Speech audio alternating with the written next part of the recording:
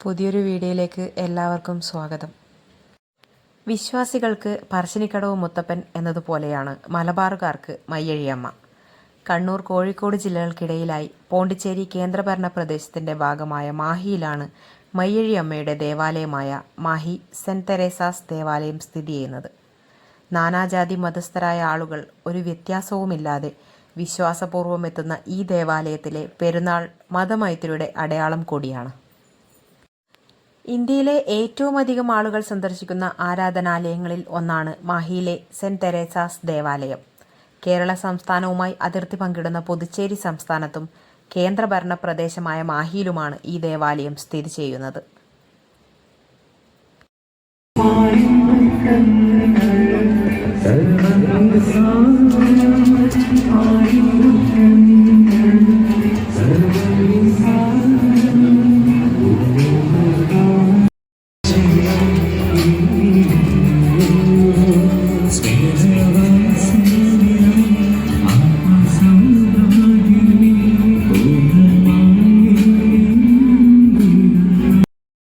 നമസ്കാരം, ഞാൻ മയ്യഴി പള്ളിയിലാണ്.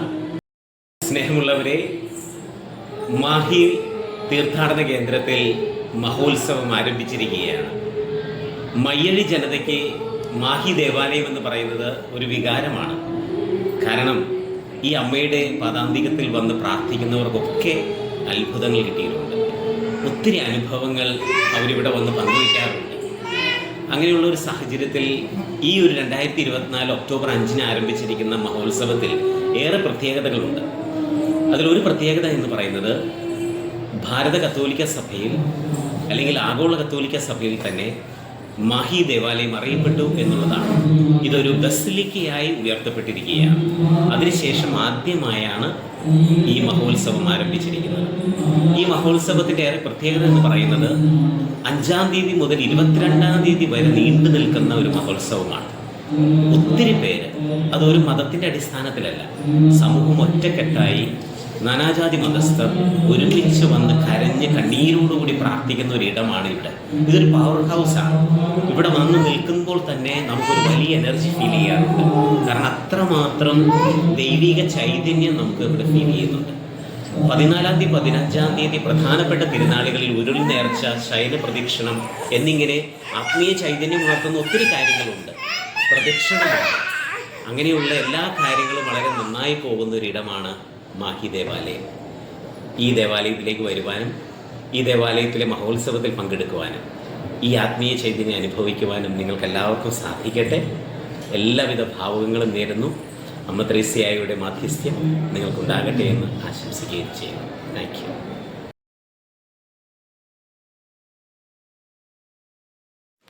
ഡി മിഷൻ മഹിനൻസി ഇൻ മലബാറിബസ് കമൻചേറിയസ് എന്ന പേരിൽ റോമിലെ കാർമലൈറ്റ് ആർക്കൈവ്സിൽ നിന്ന് കണ്ടെടുത്ത ഒരു രേഖ പ്രകാരം ബഹുമാനപ്പെട്ട ഫാദർ ഇഗ്നീഷ്യസ് AS ഹിപ്പോലൈറ്റ് OCD 1736 സ്ഥാപിച്ചതാണ് മാഹിയിലെ ഈ ദേവാലയം.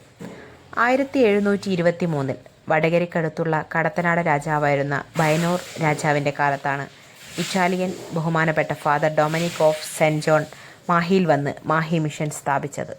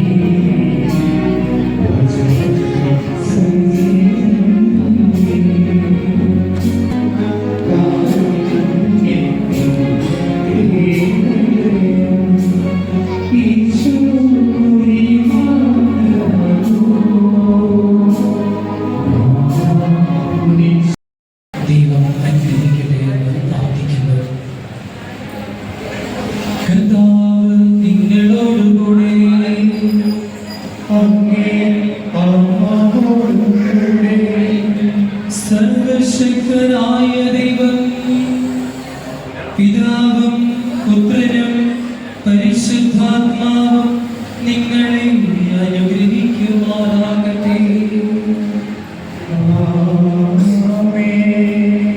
പോകുവിൻ, ദിവ്യപൂജ സമാപിച്ചു.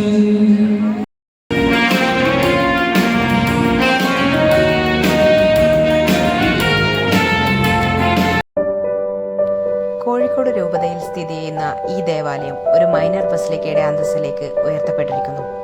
അങ്ങനെ വടക്കൻ കേരളത്തിലെ ആദ്യത്തെ മൈനർ ബസിലിക്കയായി. 2023 ഡിസംബർ 19 ബിഷപ്പ് വർഗീസ് ചക്കാലക്കൽ നടത്തിയ വാർത്താ സമ്മേളനത്തിലാണ് പോണ്ടിച്ചേരിയിലെ പ്രശസ്തമായ ആരാധനാലയത്തിന് ഈ ബഹുമതി നൽകിക്കൊണ്ട് പാപ്പൽ ഉത്തരവ് പ്രഖ്യാപിച്ചത്. സ്പെയിനിലെ ആവില നഗരത്തിൽ ജനിച്ച് ലോകത്തിനു തന്നെ മാതൃകയായി അറിയപ്പെടുന്ന ആവിലായിലെ അമ്മ ത്രേസ്യയെയാണ് മാഹി പള്ളിയിൽ മയ്യഴി മാതാവായി ആരാധിക്കുന്നത്. കത്തോലിക്ക സഭയിലെ ആദ്യത്തെ വനിതാ വിശുദ്ധ കൂടിയാണ് അമ്മ ത്രേസ്യ. കേരളത്തിനുള്ളിൽ ഫ്രഞ്ച് സ്മരണകൾ ഉറങ്ങുന്ന ദേവാലയം എന്ന് വേണമെങ്കിലും ഈ പള്ളിയെ വിശേഷിപ്പിക്കാം. ഓരോ കൊത്തുപണികൾക്കും ശില്പങ്ങൾക്കും ഒരുപാട് കഥകൾ സന്ദർശകരോട് പറയാനുണ്ട്, അല്ലെങ്കിൽ കാഴ്ചക്കാർക്ക് കാട്ടാനുണ്ട്.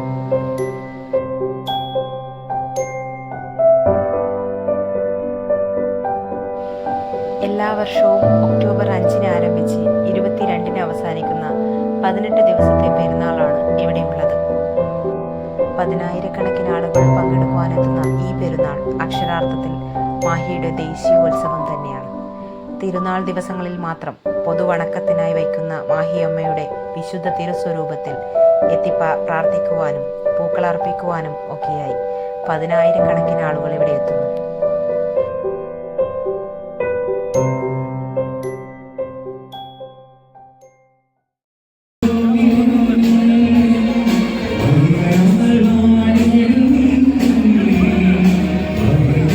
മാതാവിന്റെ കാൽപാദങ്ങളെ തൊട്ടുവന്നതിന് ശേഷം അല്പം കുറച്ച് ധാന്യങ്ങളും കൈയെടുത്ത് നടന്നുകയാണ്. കത്തിയമർന്ന് ഉരുകിയൊലിക്കുന്ന ഓരോ മെഴുതിരി നാളങ്ങളും ഓരോ വിശ്വാസികളുടെ പ്രാർത്ഥനയാണ്. ഓരോരുത്തരുടെയും സങ്കടവും സന്തോഷവുമാണ് ഈ ഉരുകിയൊലിക്കുന്നത്. അതിന് സാക്ഷിയാകാൻ എൻ്റെ ഈ കണ്ണുകളും.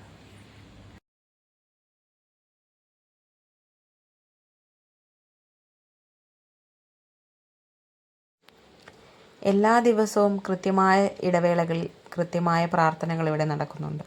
ഒപ്പം വിശ്വാസികൾക്ക് ഓരോ പിതാക്കന്മാരുടെയും അനുഗ്രഹവും നേടാൻ സൗകര്യമൊരുക്കുന്നുണ്ട് മയ്യഴിയമ്മ.